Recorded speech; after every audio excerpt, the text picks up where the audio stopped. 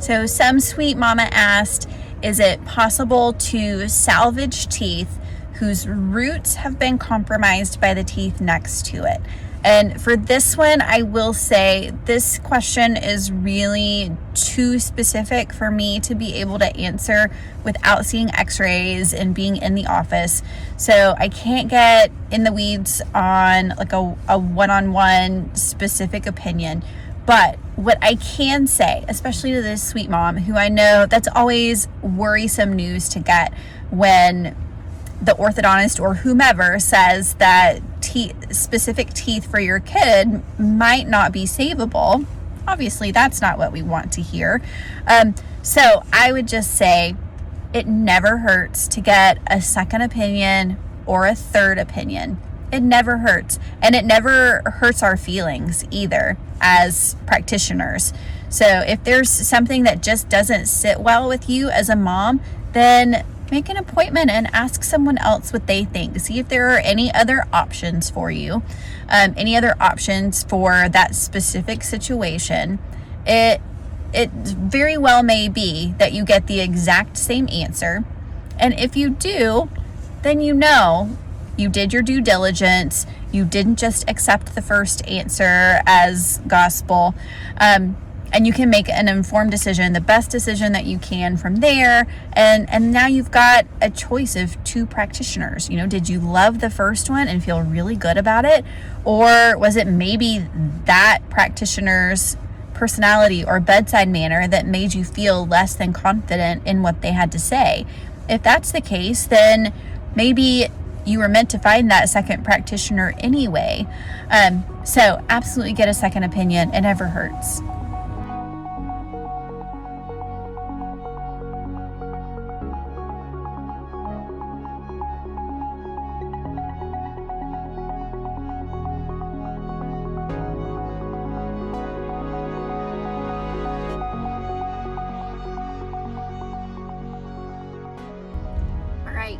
Cool question from a dental hygienist. So yay for our dental hygienists out there.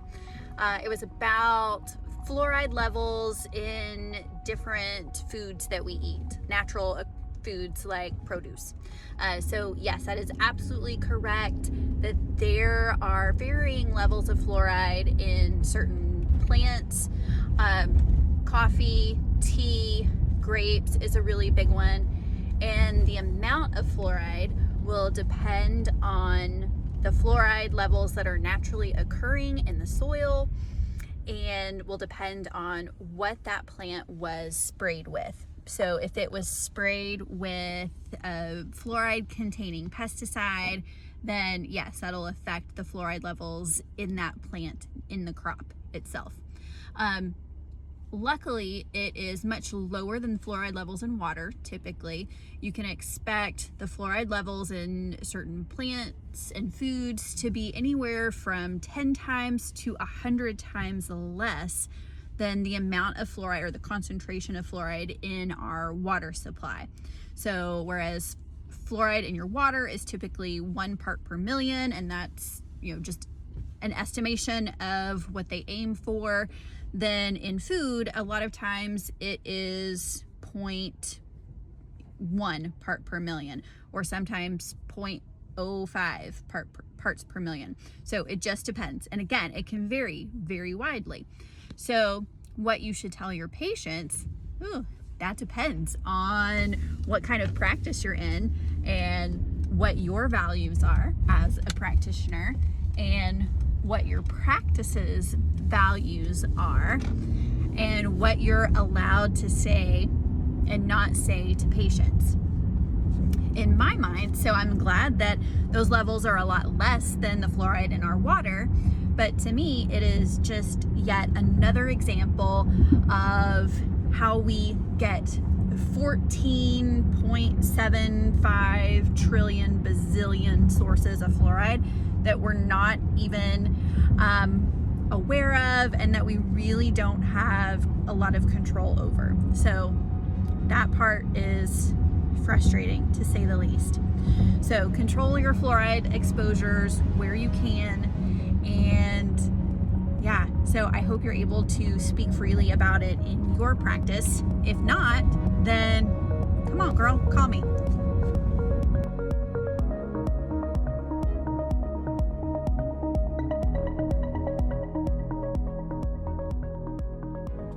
Sharon Gonzalez, you can use our affiliate link. The saliva test that I am using the most right now is from Bristle, and you can absolutely order a test directly from Bristle on their website. You can use our affiliate link to get a discount. I want to say it's Flourish 10. I'll make sure that we put it on our link in bio for you, or in the comments somewhere, to where you'll be able to find it. But yeah, absolutely order the test. It has a ton of really good information. There's another test also that I've used called from Oral DNA. That one is not available to patients to order on their own, as far as I know, unless they've changed recently. But Bristle definitely is, and that is the one that I'm using the most right now.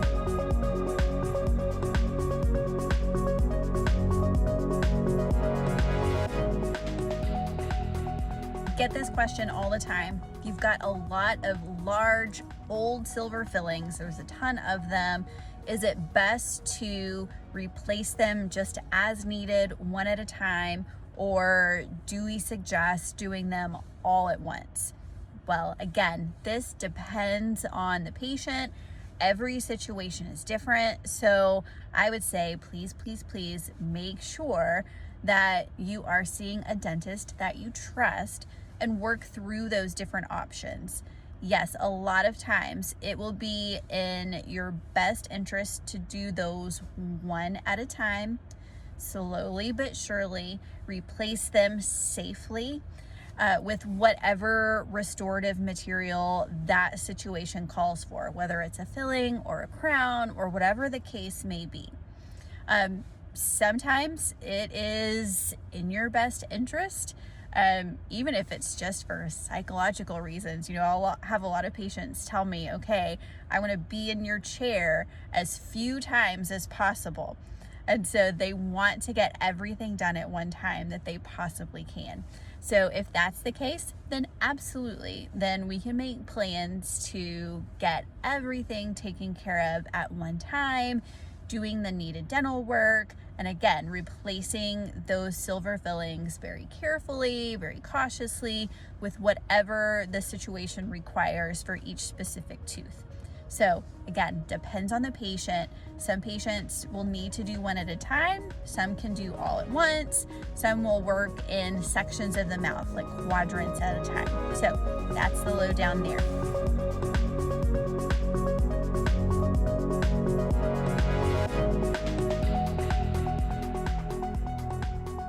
Bone loss from gum disease. This one is easy and hard. So first, anytime you have gum disease, you absolutely have to reverse what's causing the disease in the first place. So you have to calm down the inflammation and you have to rebalance the bacteria in your mouth. Easy. As long as you do what we ask you to do when you come into the office, that, in my mind, is one of the easiest things that we can do. Once we fix that soft tissue, we fix the microbiome, we fix the inflammatory process, then reversing the bone loss, that's much harder. Usually we're using some kind of combination of ozone and lasers, and sometimes we're getting bone back. Sometimes our goal is just to maintain what's there and keep you from losing any more. But most importantly, you've got to halt the disease process first. We've got to fix the microbiome. We've got to fix the inflammation. And then we can do these other things that can be done, these other procedures that can be done in the dental office to help reverse that bone loss. So it is possible, it's just more difficult.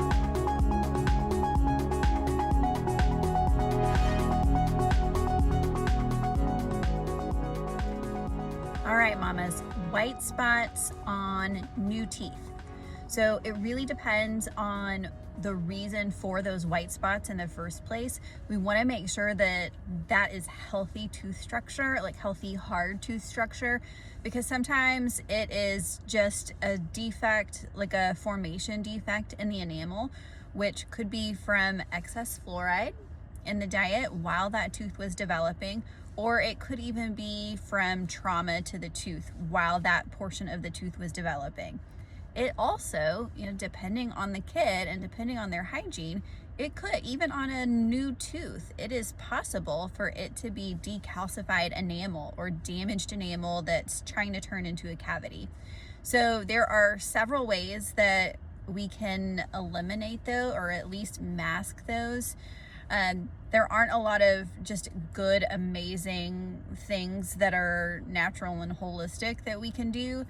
We can attempt to get them to darken back up if it's a decalcified spot by doing this etching and MI paste, like a hydroxyapatite type of toothpaste treatment on them.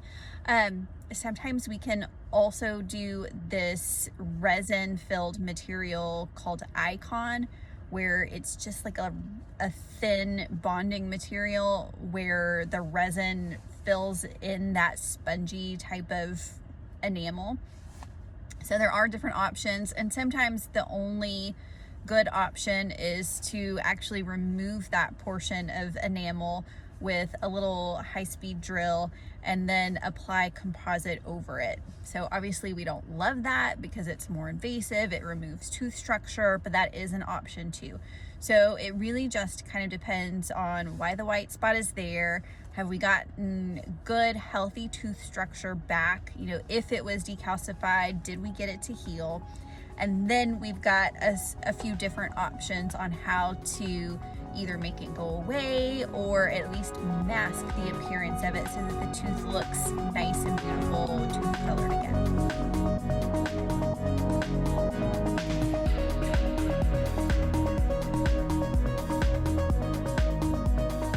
Nikki Metz, that is a great comment, and you are absolutely onto something. It does kill some of the beneficial bacteria also. However, we found that once you kill those bacteria, so we're not using it all the time every day, once you kill those bacteria, then we can seed it with probiotics. We can allow the natural microbiome to regenerate. We take advantage of some of the anti-inflammatory response that the ozone can help with, and we see a nice evening out of the microbiome after the ozone is used. Now, we want to be careful with it. Like I said, we don't want to use it every day, and we're not just using it willy-nilly. We're not taking Roundup to the yard to kill a few weeds. So we want to be careful, we want to be intentional, but absolutely it is a fabulous tool. But yes, it can kill some of the good bacteria with the bad. So we're just careful with how we do it.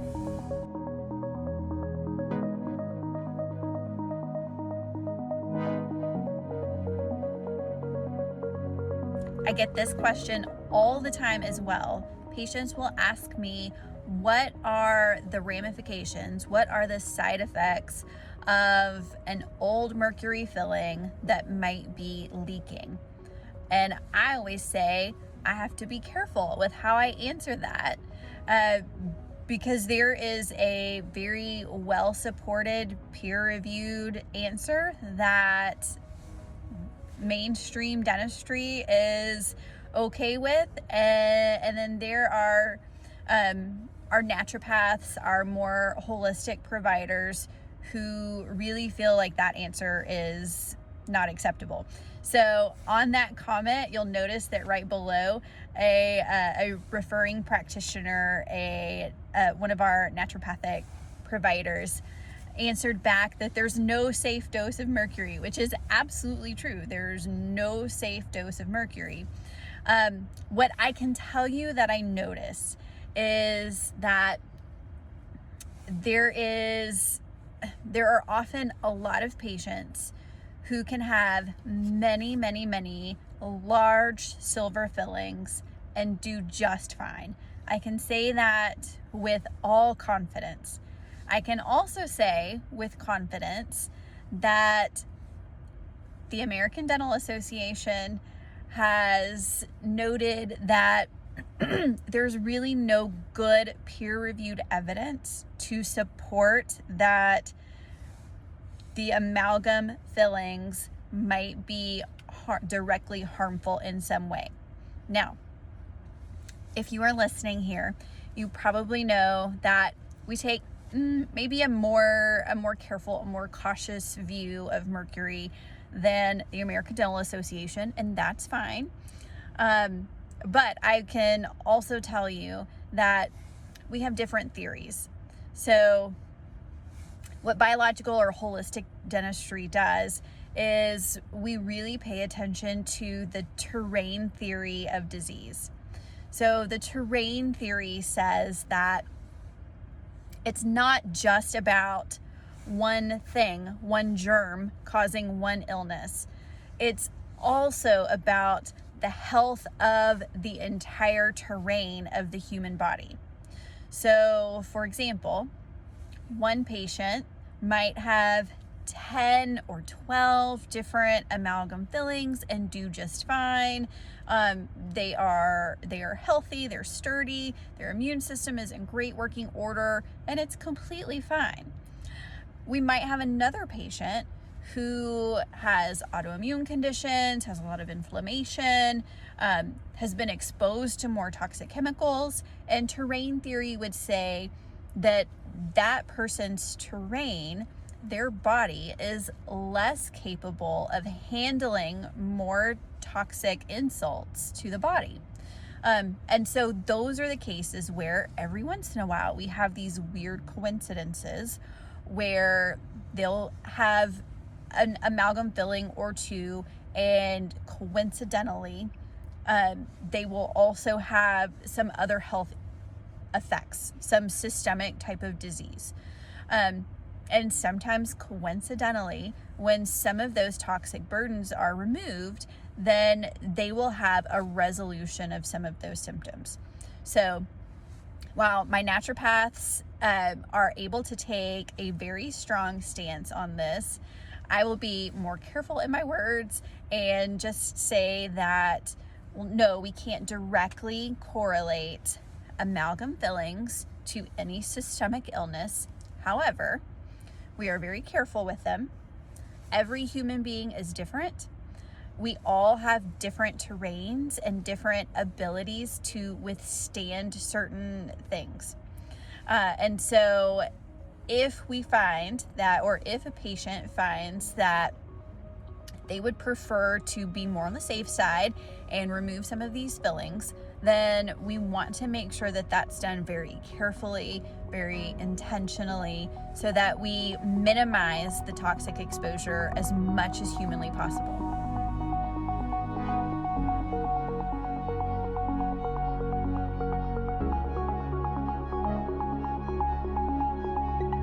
Okay, so we got a message asking, so if collagen is so good for your dental health, wouldn't it also be good for kids? And I would say we don't have enough information to be able to see a direct benefit, at least not that I can find so far. However, I agree with you. I think collagen, especially in natural forms, can only be helpful. I really like bone broth as a healing food, and bone broth has a ton of collagen in it. So is it worth it to supplement collagen for our kids? That I don't know. I'd say it remains to be seen. Is it going to hurt anything? Also, most likely not. Especially if it's so good for us, if we can get it in our diet, then I don't think supplementing is going to hurt anything. I just haven't seen any direct correlation to a dental benefit.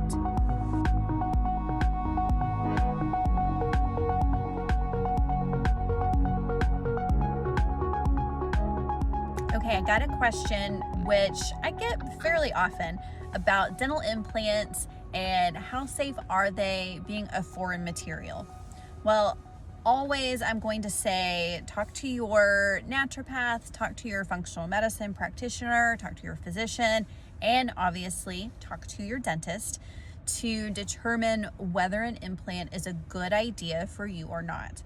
I can also say that if you're worried about it, if the materials concern you, then the conversation that I'm usually having with my patients is, what kind of reactor are you? How sensitive do you tend to be to foreign materials? So are you the type of person who's had breast implant illness or illnesses strangely after other foreign materials were added to your body? If so, then yeah, we might want to tread a little more carefully. In general, implants are super, super safe. There are different materials that are available. There's titanium, which is more common. There's zirconia, which we're finding to be a little more biocompatible, maybe fewer allergic reactions in our super sensitive population that we see. Also, another thing to consider, if you tend to be more sensitive, and again, implants are a wonderful option, especially if they can help you avoid needing dentures or partials or something like that. What you can do is a biocompatibility test. And there's Clifford testing or Biocomp labs, and those are some ways where they can test a blood sample that you send in. A lot of dentists will carry the little sample kits in their office, or you can always call and ask yourself. But what it does is it tests the reactivity of your blood to all of these different dental materials, including the most common implant materials. So you can see in black and white whether or not you're going to have a high likelihood or a low likelihood of reacting to materials that are going to be used in your mouth.